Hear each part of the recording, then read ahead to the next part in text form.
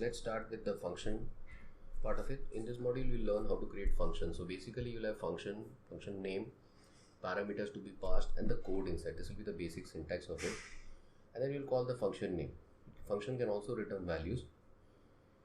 You can also create anonymous functions, like say you can say let x equal to function and parameters, and then you have arrow functions which will further reduce what we have to write. Okay, so I will understand that later. So we have already seen the functions in the HTML part, right? When we came here, before we started in the HTML section, we had created some JavaScript. So in that part, you have already seen the function creation. So the same way we can try to create functions here. So let us do that. So functions can also be, let us call it snippet 1. So we'll write all of this here, and in the JavaScript line, first what we'll do is we'll call this function.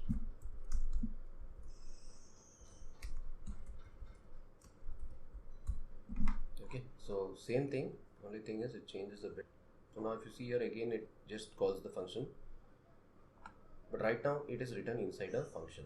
Okay, so this function can carry parameters also. Let's say name,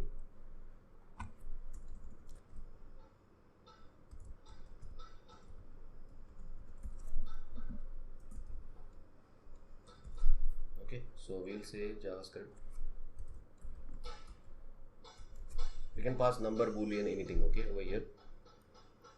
So we'll call this snippet 1. So first if you say param passed is JavaScript, so the first line has got executed here. Okay, so if you remember, we are not putting it in, where is all this calling from? From this, we are not keeping inline JavaScript. What we are doing is, we are moving the JavaScript to a separate file, right? So that's why it's coming from script.js. Now it can also return a value. So if you return some, you don't have to specify the return value here like in other methods. You can just say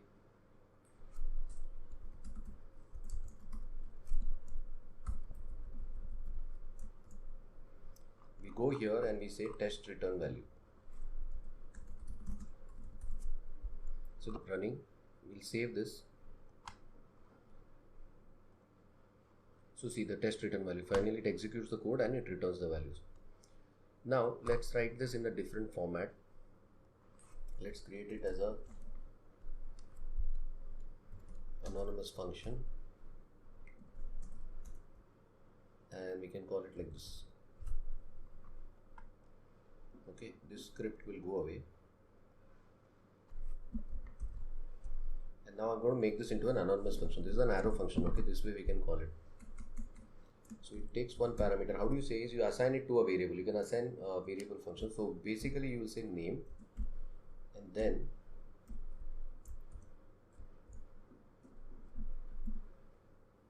okay, now this function is, now I change the snippet to this function. So what I'm doing here is, instead of saying function snippet, I say let z equal to, I pass the parameter name and this whole thing. Okay, so now this snippet is not there, right? So this we will comment out. This is arrow function, little difficult to, little confusing at start. Only thing is guys, what I'll do is I'll give a simple example to understand better. But first let me convert this.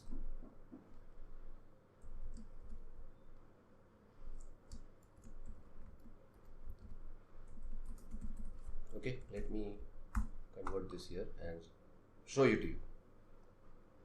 So let's run this. One second.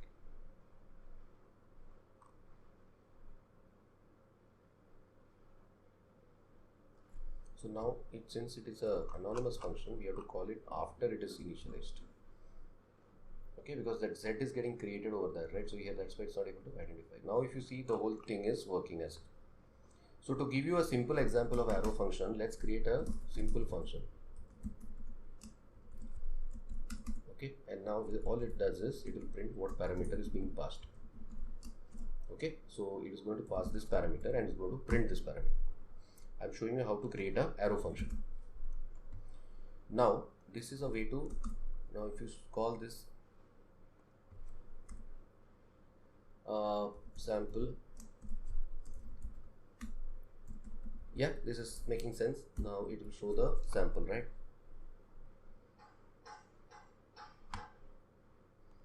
So if you see, sample is got printed over here. Now what we'll do is, now let me just comment this out for a minute, and let me convert this one into an arrow function. So how do I do that is, I will say let t equal to, now this function goes off, okay, and this name also is not required, function name. So we'll just keep this parameter here, and this is what is pending. Understood? Please follow these instructions here. So the function goes off and the name of the function goes off, and I just pass it like this. And one more thing I need to add is, in between this I need to add a equal to greater than sign. This is an arrow function. The same thing now, but now the method is t.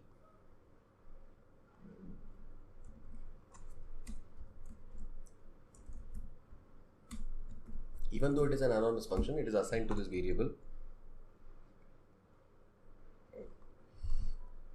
And see, it prints it. Okay. So this is a simple way to create an anonymous function, arrow function. Now another thing is, now if it is only one parameter, you can remove this parenthesis also, and if it is only one line, you can remove this curly braces also. Okay, so this is explained in the slides later, don't worry about it. So this was a very simple, so the purpose of this is to reduce lines of code. If you save this,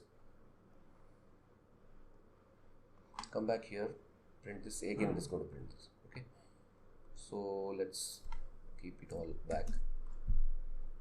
So let's save this. Okay,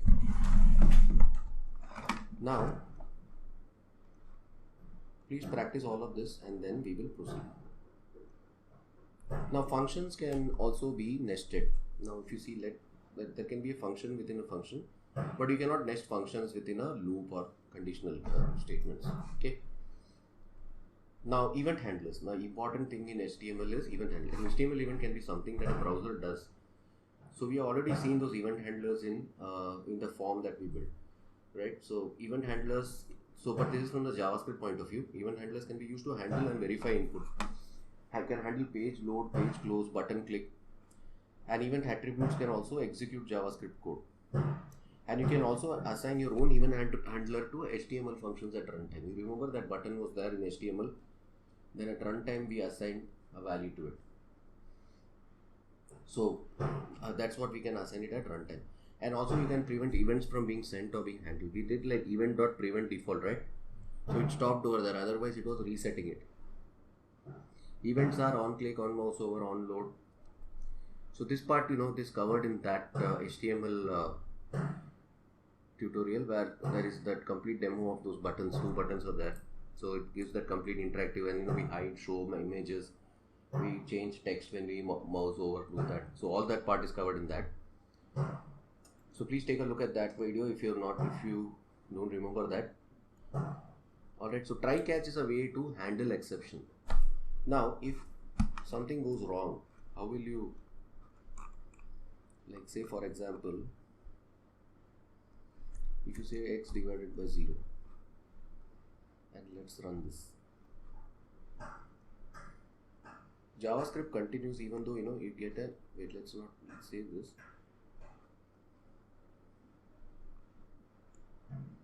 Or, let's say, you're using age, some error happens. So like right now let's say like age 1,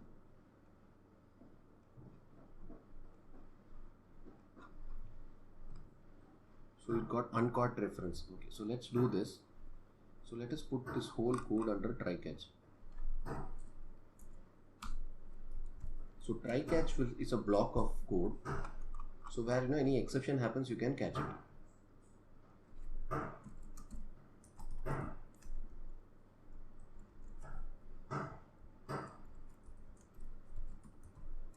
And it is the exception object. There is something called as exception object, similar to your Java or all other languages.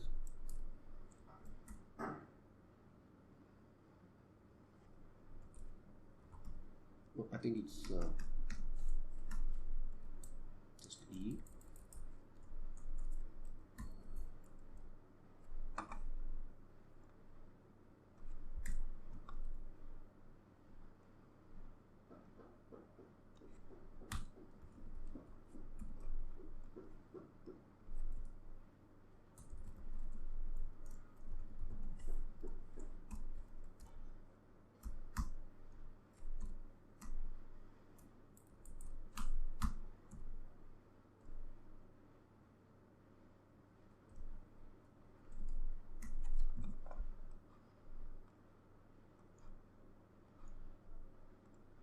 So if you see here, that same thing is handled a bit gracefully, and the age1 is not defined is printed over here.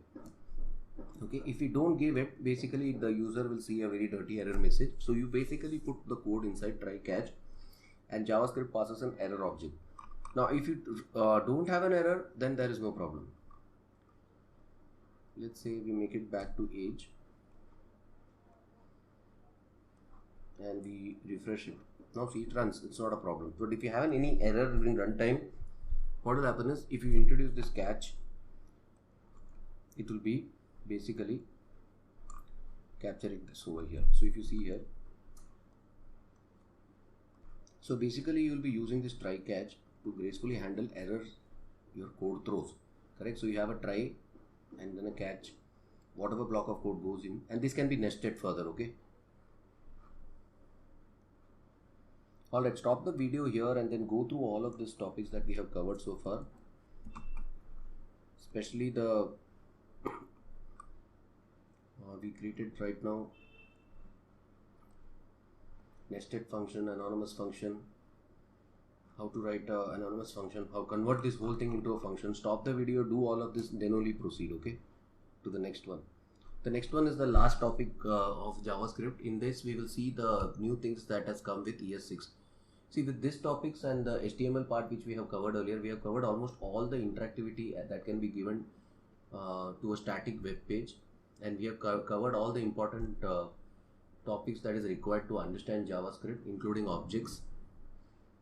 So please go through this thoroughly, and then only you will be able to understand this. Okay. Now